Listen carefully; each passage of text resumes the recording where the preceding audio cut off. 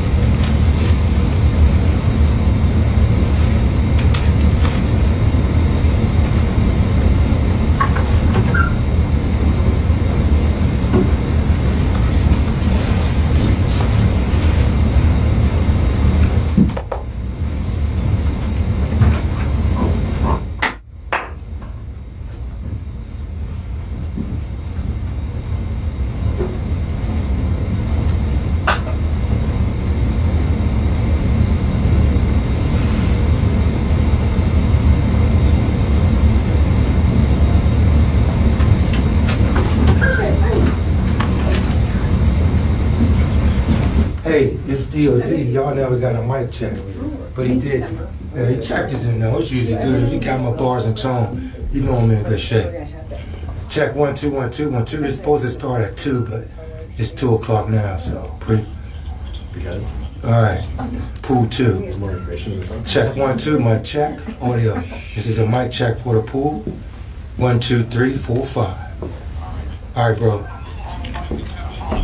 Well, yeah, man, it is what it is. I'm not riding this, but they do have a guy in there. Pretty good. He inspired me.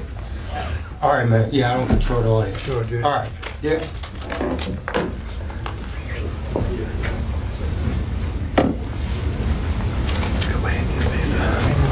Oh, congratulations. Oh, that's good.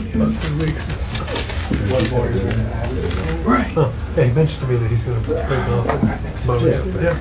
That's the meat of it. I'll go in this like supervisor stuff. Yeah, London. Extra Sloman.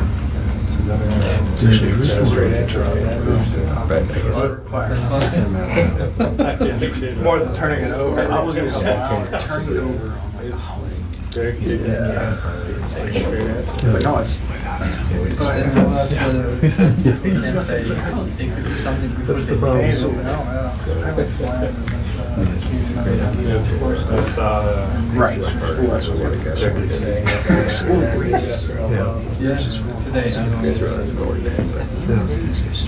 From their perspective. They won't become London.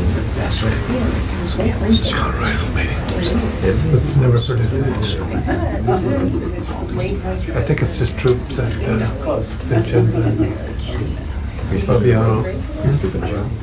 I don't know. I haven't done the trouble of trying to figure out the logistics of it yet. So, trying to block it from my mind, I guess. Pretty amazing.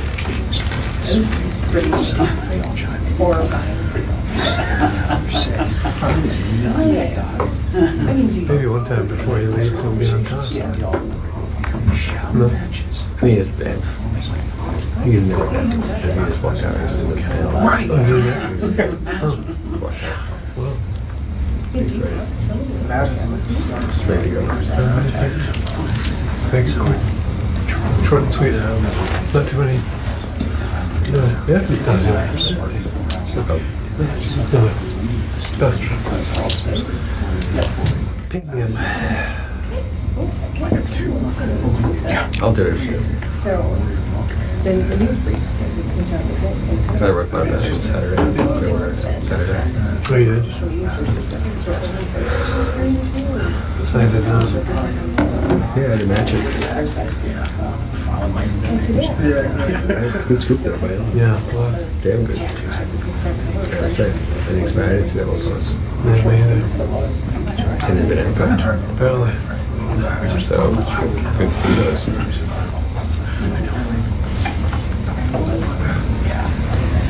First week we were sessions was like we're Hadley. It's now we go to basically right specs from that story. Oh,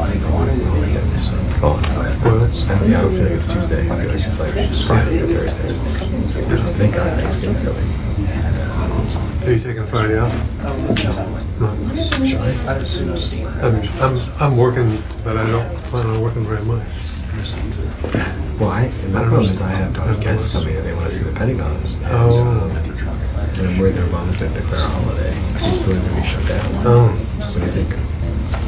Yeah, That's the weird.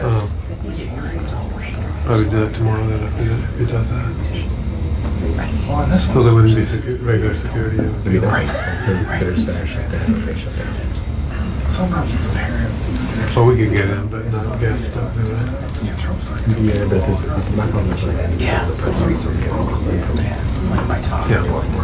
Yeah. It wouldn't work in that case. It would not work in that case.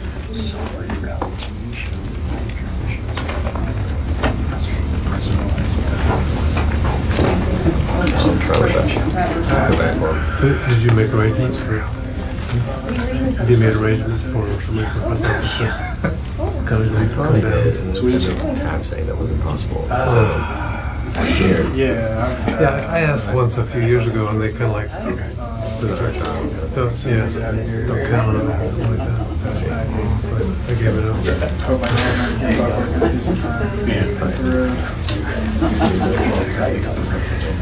Yeah, seems like it would be a good day to do that. Yeah.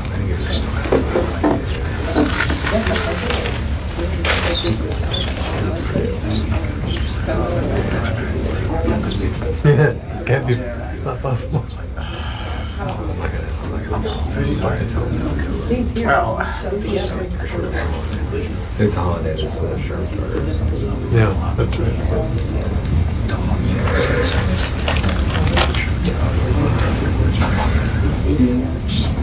It's a really weird holiday. I've never even like celebrated those games. Yes. People are kind of exhausted and focused on next year. I would think so. Unless he has another offer.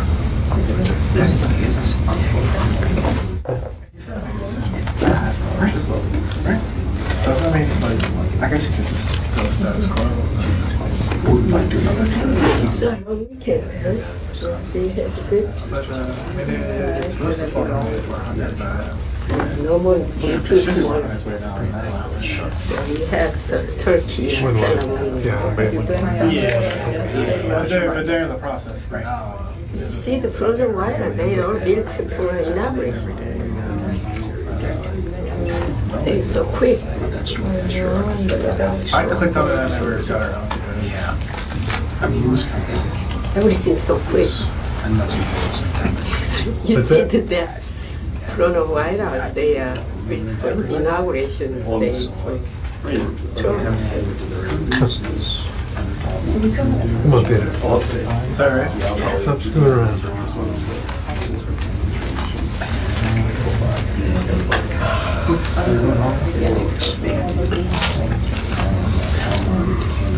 Here's where the office there. My dad grew up in Rochester. I grew up in Milwaukee. Sort of my game plan is like make a token appearance, make sure things are happening, then go home and be available for that. He's kind of crazy. I should probably just take his house. I'm working People don't on click on it. No, I You're working in Skillet? Oh, Oh, they already. Then the one after that. well, I am too. It's not bad. We did that after. Yeah, it's not that far off. So is it yours? Yeah. Oh, good. Yeah. You guys going to the Vegas? Simi Valley, it's a beautiful city. Oh yeah. Oh, you're gonna be a like a panelist or something? Oh yeah. Good for you. What kind of a panel? Like a moderator? What's the subject? Yeah. It's very cool. mean, they Right. Yeah, that's true. how does that work? Do they live away. yeah, yeah. So, yeah. It's not copying, it's a good page. It's not expensive. Carter's 2 weeks. Yeah. It's a beautiful place. You've been there more than once. No? You haven't been there? Oh, have you love it? Fabulous. Been there 2-3 times. Really? Yeah, just, yeah. What do you think of it? Well, it's your standard. Yeah, I've never driven to my parents. I mean, Next Monday will be fun. Hegel, one time. Usually don't go to One time. And The last time, yeah, we flew. Florida one time. Last year. So this year, fourth time. I think. They're in North Jordan, they're in the mountains. It's I did some pretty stuff. standard. We had a lot of people there. Everybody uses it. Hard to tell. I mean, hundreds easily. Beautiful settings. It's really nice. You'll enjoy yourself.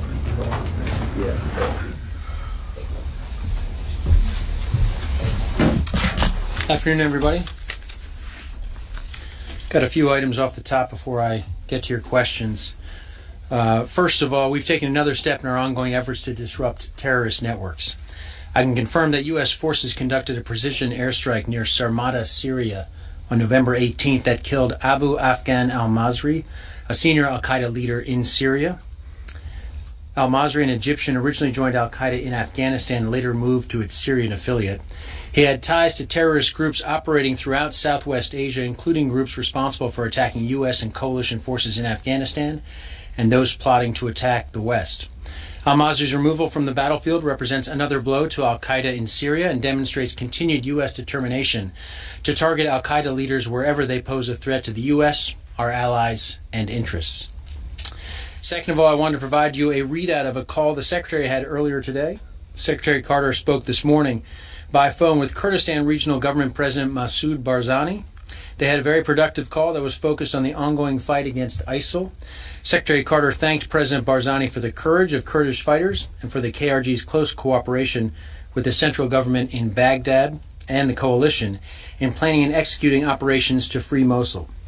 For President Barzani, meanwhile, thanked Secretary Carter for the coalition's continued support to Peshmerga forces. Secretary Carter and President Barzani pledged to remain in close coordination as the Iraqi-led counter-ISIL campaign progresses in Iraq. And I do have an operational update for you with regard to that campaign. In Iraq, Iraqi security forces continue to clear areas in and near Mosul despite significant ISIL opposition. The ISF continue to make progress while exercising commendable care to avoid civilian casualties. They've been dealing, among other things, with vehicle-borne IEDs and the use of human shields by ISIL. In the last 24 hours, the coalition conducted 9 strikes delivering 72 munitions to support operations in and around Mosul. This remains a tough urban campaign, but it will end with Mosul free of ISIL's rule. Meanwhile, in Syria, the Syrian Democratic Forces continue to seize and clear territory north of Raqqa in preparation for that city's isolation and eventual liberation. Those SDF forces are now 20 kilometers from Raqqa. The SDF has essentially closed a pocket of ISIL forces now encircled by their advance, and they are clearing that pocket in preparation for future operations. In the last 24 hours, the coalition has conducted 11 strikes, delivering 35 munitions in support of the SDF's drive on Raqqa. And we continue to see indications that the simultaneous pressure on ISIL in both Syria and Iraq, combined with relentless strikes on ISIL leadership, is complicating ISIL's ability to reinforce and to command and control its forces. Lastly, as Americans prepare for the Thanksgiving holiday, just a reminder that around the world, our troops and DoD civilians are working to protect the nation. And as you might expect, the Department of Defense is working to provide as joyous a holiday as possible for those personnel who can't be home with their families.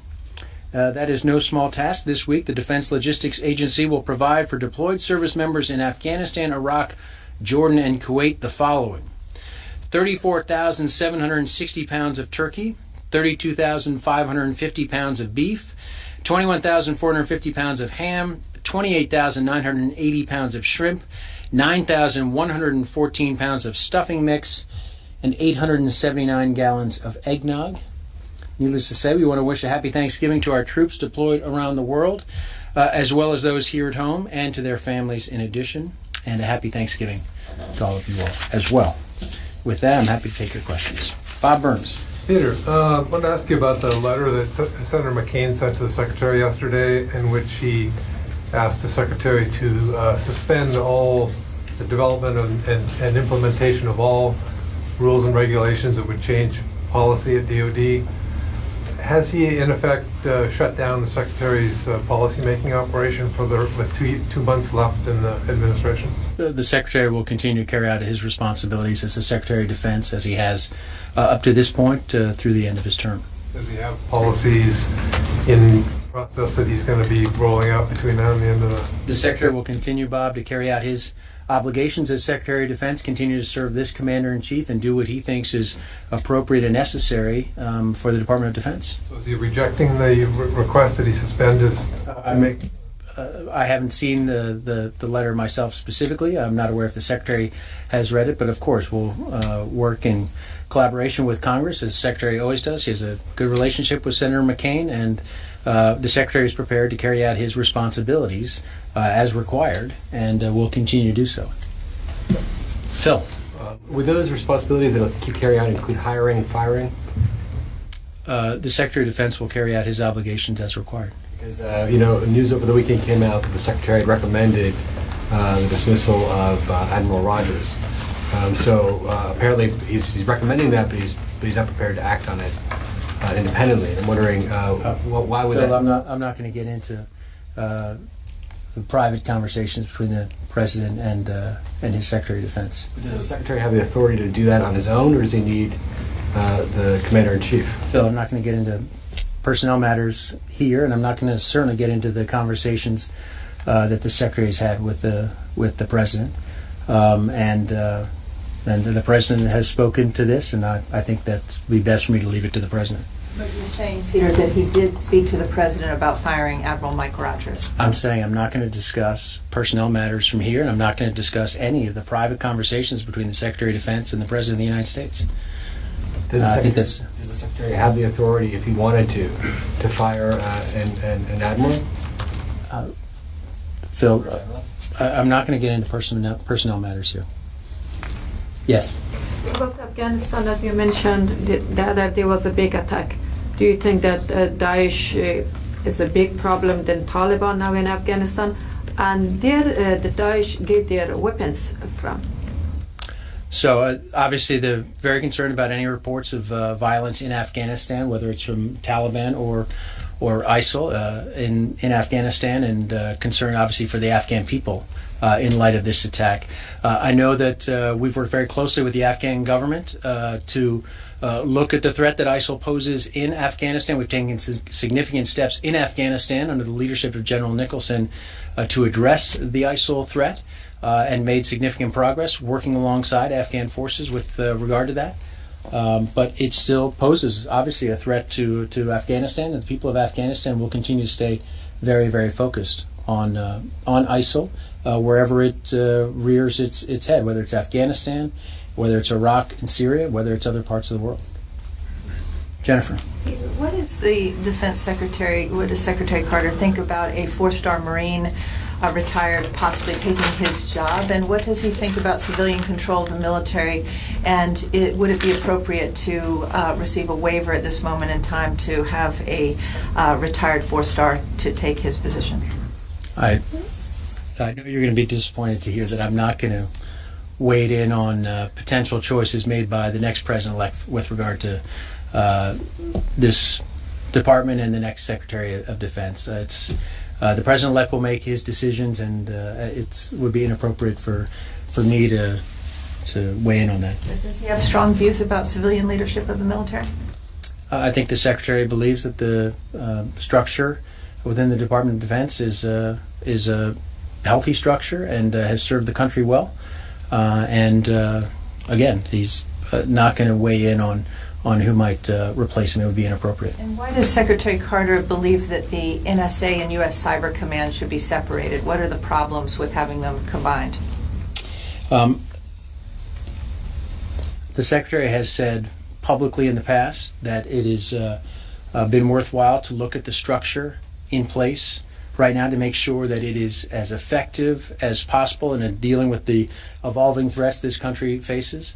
And that's a review that the President and others have acknowledged as well. And that's I'll leave it at that. It's a question about looking at the most efficient way to protect the American people. But what about it is not working right now? You haven't heard the Secretary say that it isn't working. What he's said, and I think what the President has spoken to, is the fact that it's worth reviewing exactly whether or not this is the most efficient structure going forward. Yes, Tony. A couple things. One on the al-Masri hit. Can you tell us roughly how many core al-Qaeda leaders now are sought to exist now 15 years after 9/11? Do you have a rough order on that? Tony, I don't from here. I can try and take that question, but I think what we continue to demonstrate with this strike and with previous strikes is that we continue to target senior al-Qaeda leaders as they continue to pose a threat to the United States. And we've demonstrated a willingness to do that, and I think this is evidence of that as well. If you could find out, I mean, a few years ago, Secretary Panetta said it was something like 100 were in Afghanistan of al-Qaeda. That would be useful just for the record, 15 years after 9/11. We will try and get a number for you. It may be something that we have to look to our other, the intelligence community as well. I have a couple questions on Secretary Carter. When he came in office, he said he was a man in a hurry. A number of initiatives he wanted to get in place. He's in the end game now with the last 2 months.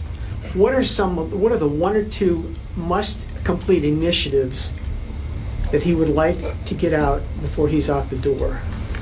I think the Secretary has carried out a number of initiatives on his watch that he feels very confident are not only in place, but will survive past his time as Secretary. He continues to devote his efforts, of course, to the counter-ISIL campaign and seeing that through to the end of his term and seeing that as successful as possible while he is in office. And I think he feels good about where that campaign is at this particular moment in time, but knows that there's significant work to do. We've talked at length about his innovation agenda, some of the things he's put in place with regard to that. We've talked at length about the Force of the Future initiatives, which are incredibly important in terms of not just for the here and now and for his successor, but for years down the road. These are changes with regard to our men and women in uniform that will have an impact not necessarily immediately, but for years. And I think he feels confident that those changes are sound changes, positive changes, changes that will ensure that the force of the future will be just as capable as the force he has today. The Force of the Future needs to be funded. In the FY18 budget, what is the status of that budget plan? Is it near complete? And is the Trump transition team now reviewing the budget and the budget right now? Well, Tony, you're talking about a fiscal year 18 budget when we don't have a fiscal year 17 budget right now. So it isn't being prepared. Well, let me just make the point that as the Secretary did the other day during our trip, that he's disappointed that we're once again confronted with a situation where we have to deal with a continuing resolution. The Secretary has been very vocal in his call for budget certainty, the importance of budget certainty to this department going forward. And that is a message certainly that he will continue to deliver in his final remaining weeks in this position. I'm not going to characterize where the fiscal year 18 budget is at this point. I'll leave it to the President-elect's transition team to tell you what it is, the information they're seeking at this particular moment in time from the department. Because you know this thing has to be put to bed by December in order to come out at some reasonable amount of time next year. Is it near complete, or is there still back and forth with the services on it? Tony, again, we've been focused so much on the current budget situation that, yes, of course, work has been done towards the fiscal year 18 budget, but I'm not going to characterize exactly where it is at this particular moment in time, other than to say that the professionals within this department, including those responsible for the budget, are doing everything they need to ensure a smooth transition, to make sure that the certainty, as much certainty as possible, is put in place for the next administration and for our troops and men and women in uniform. They deserve that certainty. They deserve a better situation in terms of the budget than what they're facing right now. Okay. Yes, Jenny. Thank you, Cook. On exchange of military informations between South Korea and Japan. South Korea and Japan signed a military information protection agreement. What is the U.S. position in this regard? We've been very supportive of efforts by South Korea and Japan to enhance their own security cooperation. We think this is an important step and a positive step. And of course, we encourage those two countries to continue their collaboration with regard to the security threats in the area. The U.S. supports this. Yes. Laurent. Thank you. There was some confusion last week when there were reports on the death of the Al-Qaeda leader you mentioned. Can you say, for instance, if that Al-Qaeda leader you mentioned was someone who was close with Zarqawi? And I also read things about this Al-Qaeda being the cleric who really inspired Zarqawi and had really Egyptian-born cleric inspiring Zarqawi. Is it the same guy, or are we talking about a different guy?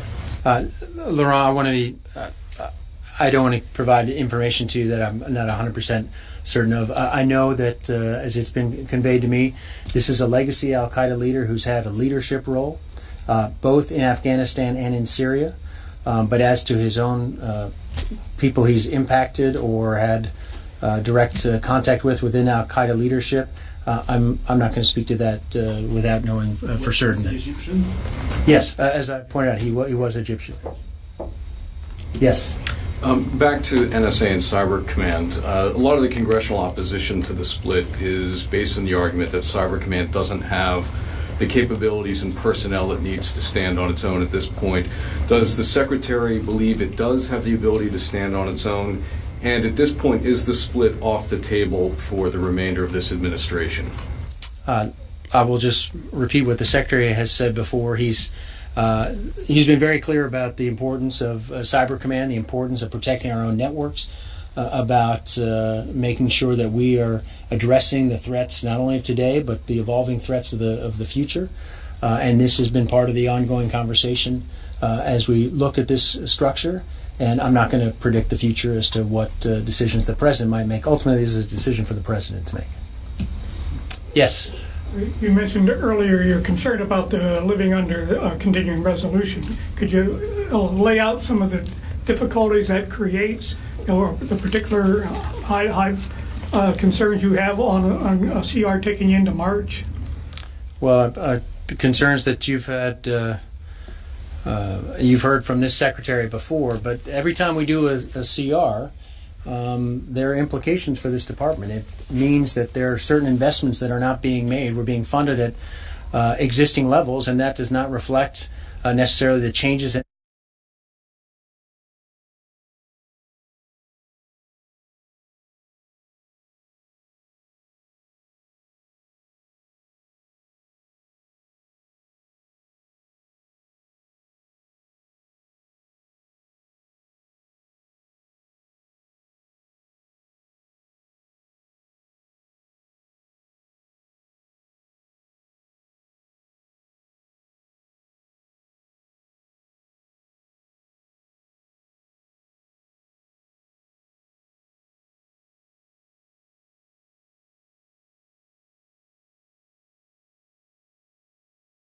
in terms of certainty and being able to put in place the national security structure that the Secretary believes is the most effective means possible for protecting the American people.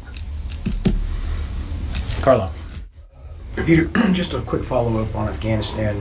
There were reports that the ANSAF had begun, I think for the first time, to start conducting combat or offensive operations in the country during the traditional sort of winter lull.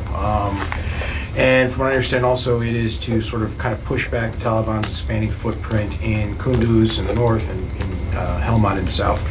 Is it the department's opinion that this effort is, or this move signifies a sort of an increasingly deteriorating situation in the country? And have a follow-up after that. I think, Carlo, what you've got is a situation in Afghanistan where they have set up a national strategy that General Nicholson has talked about, in terms of how to confront the Taliban, the challenge posed by the Taliban. That strategy, as we've detailed on multiple occasions, includes ensuring that the Taliban is not able to take population centers. They've been effective in carrying that out, and although it's been a difficult fighting season, they've been able, in a resilient fashion, to hold on to district centers, for example. They've also been taking the fight to the Taliban, and I think this is a reflection of the kind of capabilities that the Afghan security forces now have, in which they're leaning forward and taking the fight to, they're leading the effort to secure their own country.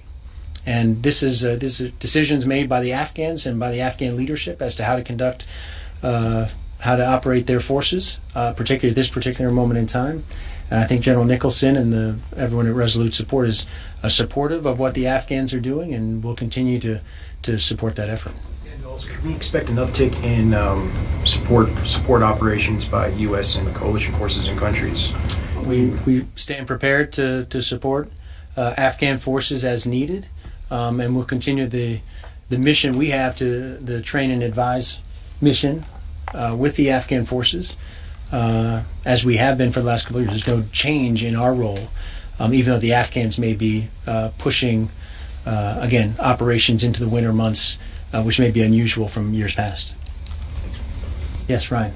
So back to the al-Masri hit really quickly. Was he? You said he was core Al-Qaeda, but is there understanding that he might have been dual-hatted with al-Nusra, or the regional branch there, or is he kind of? Do we think he's separate? And was he active? Was there an idea that he might have been actively plotting against Western targets or Western interests? This is someone, again, who's had a long history with Al-Qaeda, including in Afghanistan, and the reason he was targeted was, again, because of his role in Al-Qaeda in years past and currently, and that's the reason he was targeted.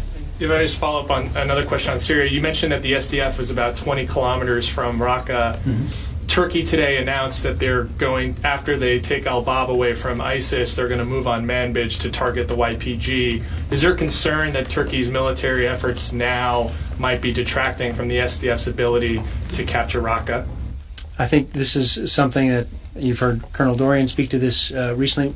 We remain very engaged with our Turkish ally. They're a member of the coalition in terms of trying to best coordinate the fight against ISIL. We'll continue to do that.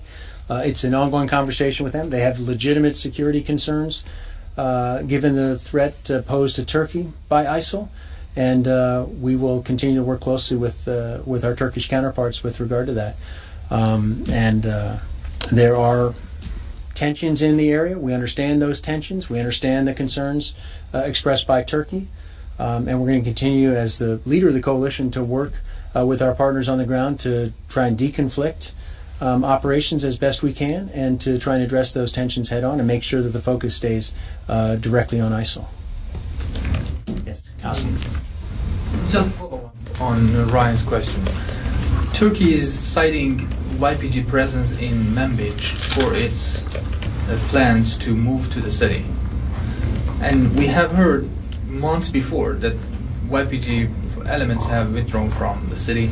And last week we heard again that they are moving, actually last week. They were moving last week. And Turkey is still claiming that there are YPG elements in the city, and this is unacceptable for Turkey. Could you confirm whether there is a YPG element still in Manbij or not? Councilman, as I think you and others saw this weekend, there was a very public announcement about YPG movement from Manbij to east of the Euphrates. As we've been saying all along, the leadership of the YPG had moved east of the Euphrates previously. And yet we have heard the concerns expressed by Turkey. This is something we'll continue to talk directly with our Turkish counterparts and to hear their concerns about it. There are local forces in Manbij now that are securing Manbij against the threat of ISIL returning. And we'll continue to address Turkish concerns about the makeup of those forces. But we heard very publicly the announcement from the YPG that they were moving east of the Euphrates. That's consistent with the commitment that's been made previously. And we think that's a good thing. That's what we've called for, and we'll continue to call for. And again, the vast majority of those forces for some time have been east of the Euphrates, and we think that's a good thing, and again, consistent with the commitment that's been made to our leadership. President Erdogan said that the United States failed to keep its promise of withdrawing these forces from the city. Could you just tell us whether, when for this administration left the office in January, the withdrawal of YPG from Manbij will be completed? Listen, I'm not going to predict the future in a dynamic battle space right now. You know as well as anyone the tensions in the region, the different players on the ground there. What we do, what we have done as a leader of the coalition and as an ally of Turkey is try to be as transparent and as clear as possible with all of our partners about commitments made and about commitments that need to be adhered to. And we'll continue to do that. We'll continue to play a role to try and deconflict concerns among our partners and allies about what's happening on the ground and keep the focus on ISIL. We've been successful in doing that so far, and again, we'll continue to have those conversations with Turkey, with our partners on the ground to try and again, keep that focus on ISIL and make sure that these tensions do not detract from the ultimate goal we all share, and that is to eliminate ISIL from Syria. Lastly, could you confirm whether still there are some YPG elements in Manbij or not? Like you, I saw the announcement this past weekend. It's a commitment that we've heard previously, and we think it's a good thing if indeed those forces have left. I cannot tell you with 100% certainty the disposition of every single person in Manbij and where they came from. As you know, there are some Kurds from Manbij itself, and in some cases it's the view as to who those local forces are in Manbij. There may be differing views as to what groups they represent. So I'm not going to speak from here without being on the ground myself in Manbij, able to identify everyone myself. Jennifer. Peter, thank you. President-elect Trump said last night that he's going to ask the Defense Department and Joint Chiefs to come up with a comprehensive plan to protect the country's critical infrastructure from cyber attack. Does Secretary Carter think that the critical infrastructure is vulnerable to cyber attack right now? And if so, what needs to be done to protect it?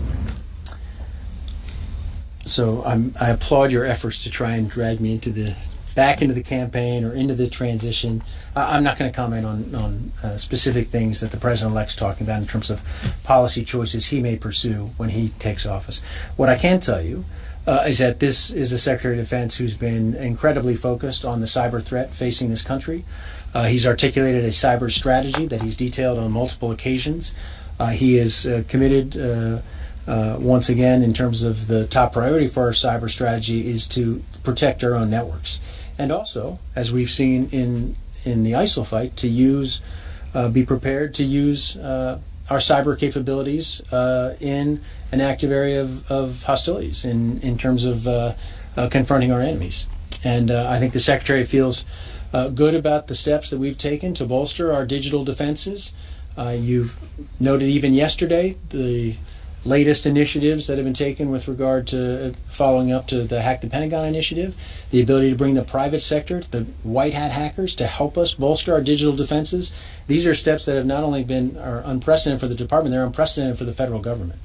And we think this is a very effective way to try and enhance our cybersecurity, but there is still work to be done, to be sure. This is an evolving threat, a challenging threat. And one thing the Secretary wants to make sure is that it's a threat that we continue to address and adjust our own posture accordingly. Phil. Has the cyber war against Islamic State lived up to the Secretary's expectations over the last half year? I think the Secretary would say that he still has the entire operation against ISIL right now because it is still a work in progress. He's not satisfied with any of it. He'd like to see this done. He'd like to see ISIL defeated in Iraq and Syria. He'd like to see every aspect of the campaign enhanced and strengthened. He's talked a lot about taking advantage of opportunities and accelerating the pace of this campaign. Phil, you've heard him multiple times, and I think it's fair to say that he has that view about the cyber operation as well. At what point will ISIL be defeated, degraded and defeated? I mean, you guys have said this for 2 years now. The goal is to defeat and destroy. You're attacking Raqqa, you're attacking Mosul. They're two major capital areas. At what point will the Secretary and you from the podium be able to say, we've military defeated them, now it's more of a counterterrorism campaign? Well, I think the first step, Tony, and you've heard the Secretary articulate it, is obviously to defeat them in Mosul and Raqqa, their so-called capital, or their so-called caliphate, and that will be a very significant step in terms of militarily defeating them geographically and getting rid of the idea, the notion that there can be a so-called Islamic State in the first place. And we're well on the way to doing that in both Mosul and Raqqa with the help of those local forces who are in the lead, Iraqis and Syrians. But that is not sufficient to dealing with the ISIL threat. That's why we have to deal with the metastasis of ISIL in places like Libya, in places like Afghanistan. Elsewhere, they may pop up around the world. And so I don't think the Secretary believes that this is a fight that's going to be over anytime soon in terms of the threat ISIL will continue to pose, but it will be a different kind of threat, a different kind of challenge, and maybe less military at that point. At some point, will he be prepared to say, we feel that we have militarily defeated ISIL? I think he will we certainly hope and expect to be in a position in the not too distant future to be able to point to Mosul and Raqqa, the two largest cities where ISIL maintains geographic control, to say that they no longer control those areas, just as they don't control Rutba, they don't control Sharqat, they don't control Tikrit. A number of cities, locations, Ramadi, Fallujah, these are locations that ISIL controlled not too long ago. They no longer control militarily, and that would be a very significant step, but the Secretary has been abundantly clear that will not be sufficient in and of itself, that there's additional fight to come.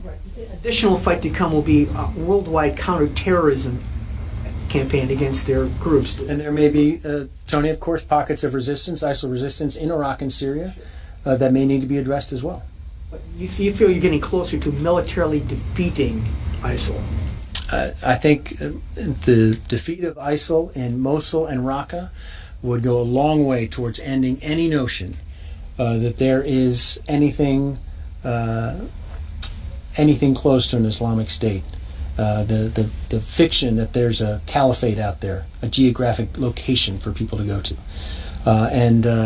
But again, that is the first step in this, but there's still more to do in terms of dealing with the threat that ISIL may pose into the future. But it would be a significant step, a major blow, and one that the United States and the Department of Defense, along with our international coalition, but most importantly, those local forces on the ground that we've enabled, will have achieved, and it will be a significant achievement, but it is not enough.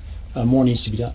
Now, the al-Masri attack, was that a U.S. military attack or another agency attack?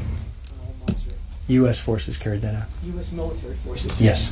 And it was a drone or a manned aircraft? It was an unmanned aircraft. You said he was killed for his role in Al-Qaeda. Can you say what that role was? He had a senior leadership role in Al-Qaeda. And it's a role that, again, he's been part of Al-Qaeda for several years. Mentioned that he was back in Afghanistan as well. This is someone who helped organize Al-Qaeda activities and was directly affiliated with senior leaders there as well. And this is someone who has been on our radar for some time. Okay, I think I've tired you all out. If I don't see you, happy Thanksgiving and safe travels if you're leaving the area.